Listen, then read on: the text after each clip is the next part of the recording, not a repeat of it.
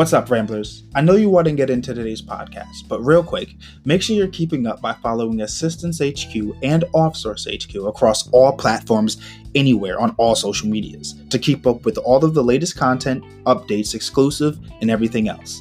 And for business owners, visit offsource.tech for all of your office outsourcing needs, a virtual assistant for every occasion. All the links are in the bio, so go check them out right now. Now, here's your podcast. Before we begin, a moment from our sponsor. Hey guys, welcome back to another episode of The Ramblings, and you knew it was coming.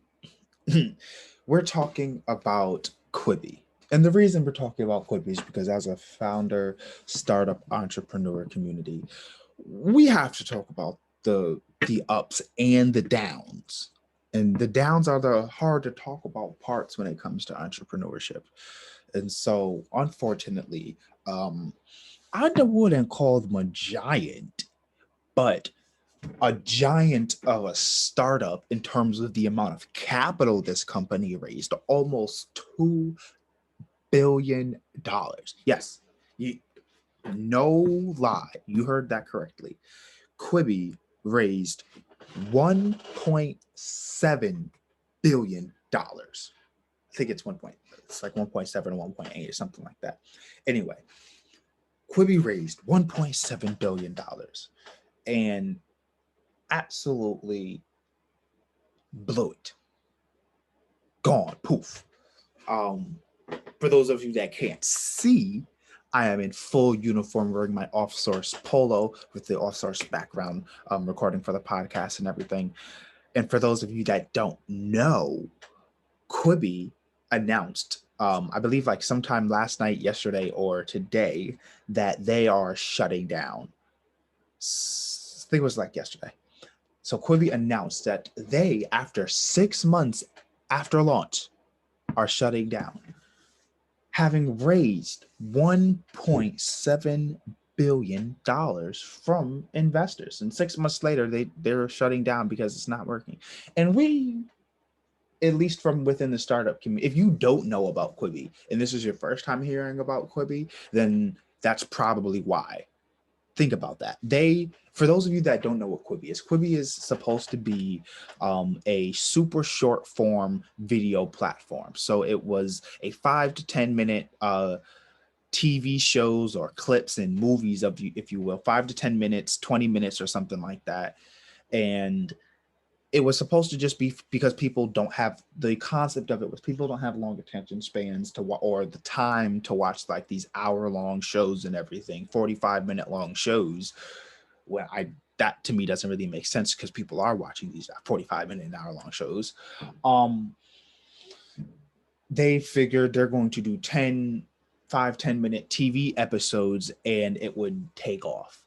And so if you have never heard of Quibi, it's supposed to be like the Netflix of short form for TV shows. And so I've seen ads like with stars like Kevin Hart up there. So, but they could afford it because they had 1.7 billion with a B. 1.7 billion with a B dollars. They raised that $1.7 billion. And so they could afford things like that. However, after only 6 months, that means one, they had a ridiculously incredible burn rate. Their burn rate was astronomically high. As well as the fact of just how do you have people that one, don't know about Quibi, two, have a 93% drop-off rate. And so for those of us in the startup community that have been following the story of Quibi, when Quibi launched literally 2 months ago, when the article came out about they had a 93 or 92% drop-off rate, meaning their retention rate was 8% of users. So for every 100 people that signed on, only 8 stayed. 8%, yeah, only 8 out of 100 signups stayed. So if you have 100 million sign-ons, not even, they didn't even have and here's the thing, they didn't even have 100 million sign-ons. So oh my gosh, it was just We knew, we could see, like, for those of us in this particular community, we could see that this was coming and that it was like almost inevitable. And it was because they kind of failed to pivot. Now, what I don't like is the entire idea of people making fun of them. We can criticize, we can say we see it coming. I'll even accept I told you so's.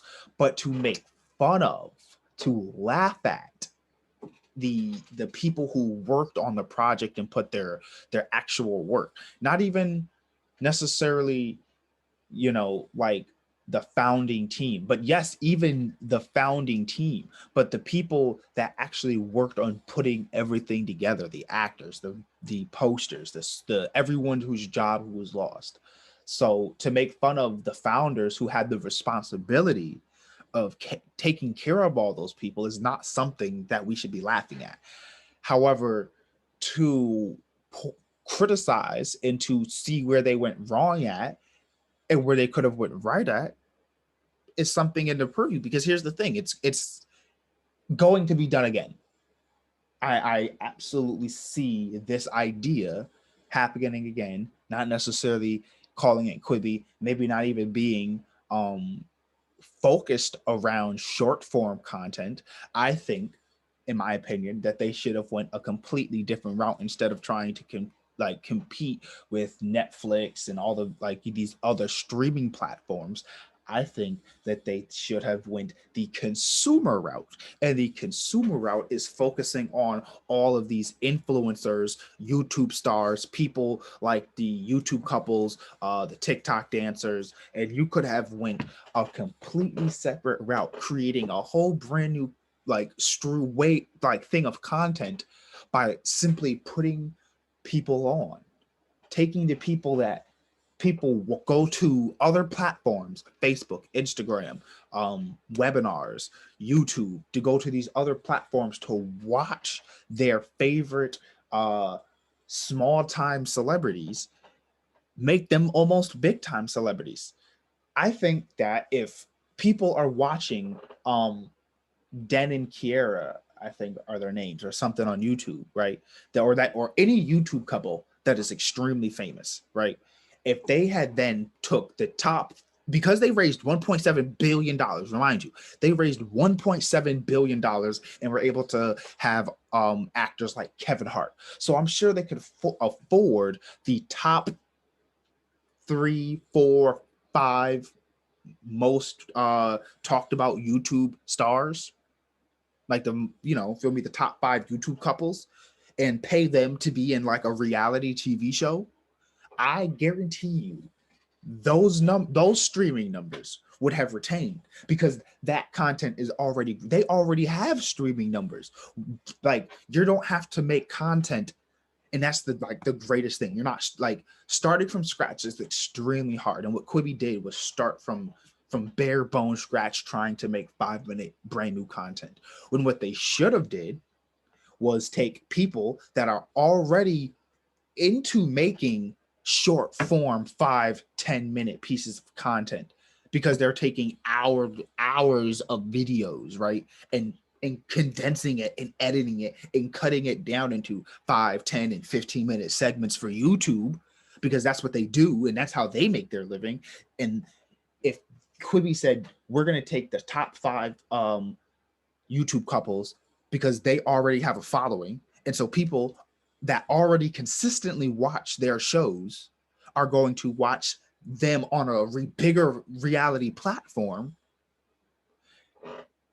Because here's the thing, people, you have a better chance of hooking people because they already watch something to pay, because you have to pay for it. Don't forget, Quibi is a paying streaming platform. So you're coming out with content that, one, people don't like, two, people have to pay for it. So let's nail one of those two things. The most important one, having content people like. One, people didn't like Quibi's content. Clearly, that's because they left. But people like the Instagram celebrities, the Facebook comedians like Jeffrey, King Bach, and all this other stuff, right? The TikTok hype comedians and this hype house stars and all this, and the YouTube celebrity couples. I know I talk about them a lot because that's what people talk about a lot on my Facebook timeline. Um, but yeah, people already follow and watch these people on a consistent basis. And so to bring those people together and use their already short form content ideas and then just put it on a much larger screen would have been a much better pivot. I think they should have went the micro influence route and trying to just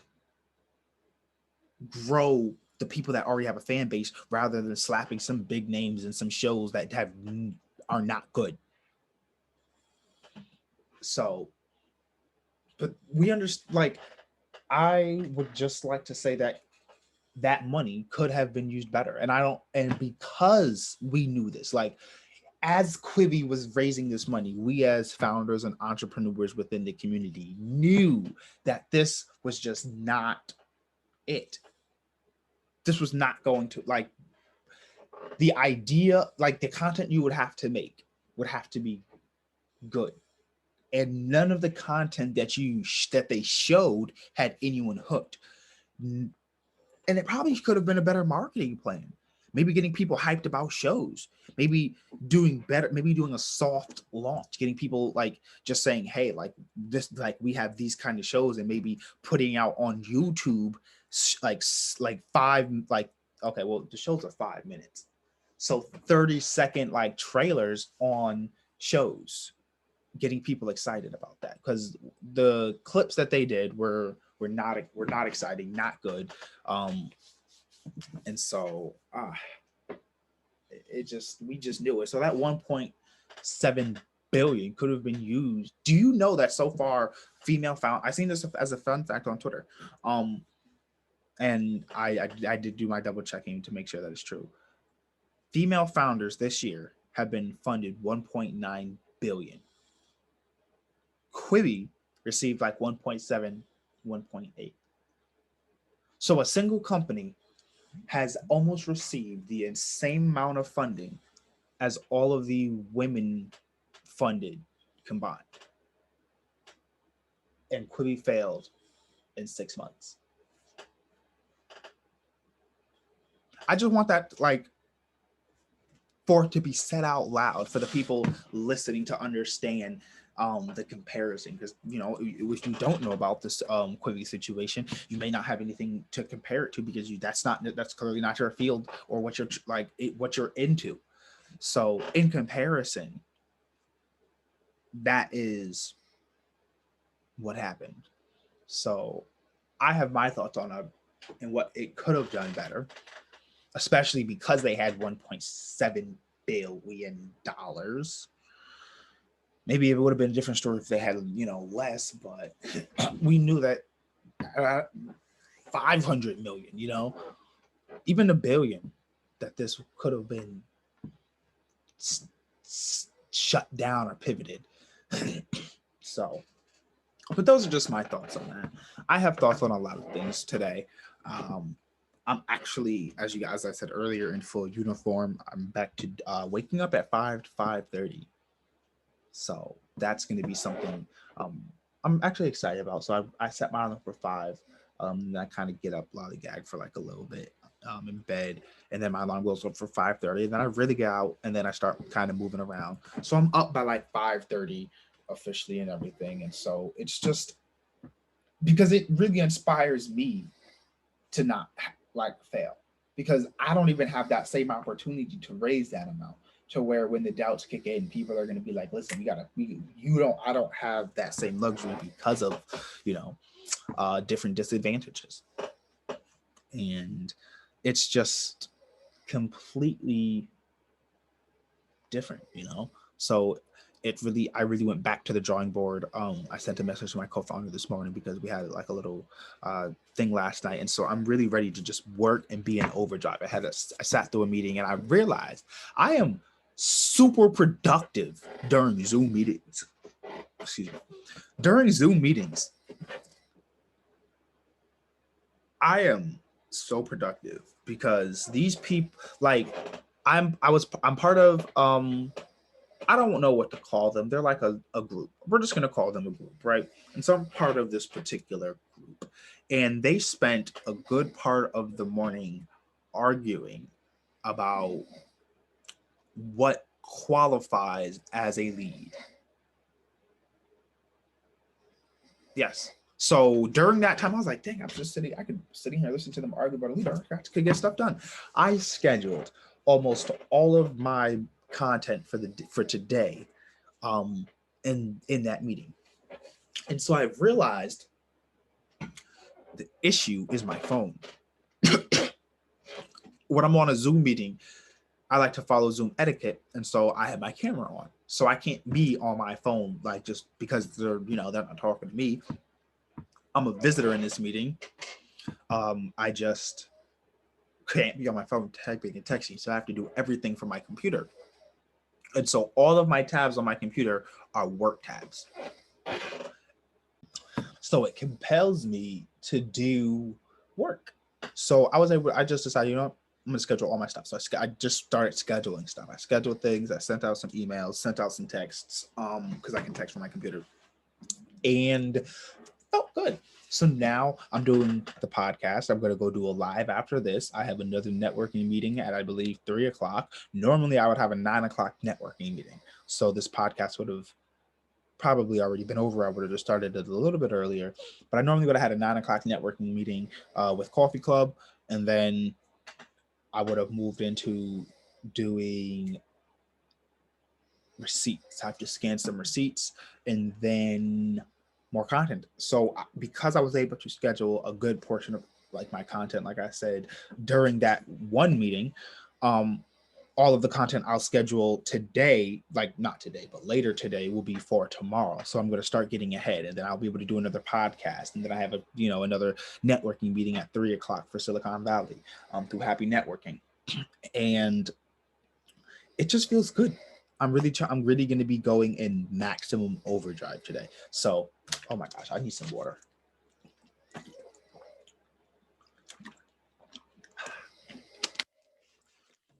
So I've been saying I need to get back to really grinding, and I'm really back to grinding. So I feel good. I'm excited for everything that we have going on right now. And we have something coming. Ooh, that's what I was trying to tell you guys. So we have an event coming. And I'm not going to say this anywhere else. I mean, I'm going to like text it or anything, but I'm not going to make this like a particular snippet. So we have an event coming up around New Year's and everything, day type stuff. And so I'll keep you guys posted on it, but just know we are throwing a super huge webinar. Now, this is not in stone. They could change, but I just want to let you know we do have plans, and I am really thinking about getting a whole bunch of people together and like doing a whole like big thing with some giveaways. I know you guys like giveaways, and really it's just I'm excited. So in November, we have 8 days left in the month, and with this new little marketing plan thing we have going, I'm doing, I'm really excited to see what goes on. So if you guys have anything going on, feel free to let me know. Send it in. I have not mentioned, but if you would like to like give your input, you can always give your input using hashtag the ramblings. I always accept input. I'm always checking the hashtag the ramblings. I follow it on all my social medias, because in case like a fan wants to talk about it, mentions anything about the podcast, just feel free to always tag hashtag the ramblings. If you would like to be on the show, I have open slots for the show. If you are any entrepreneur that you know would like to like promote their business or talk about like some of their story or their struggle, I'm going to be having a whole lot of guest co-hosts coming on and everything. So if you would like your opportunity to tell your story or promote your product, or someone that would, feel free to have them send an email. Everything's going to be in the bio. So I love you guys. Talk to you.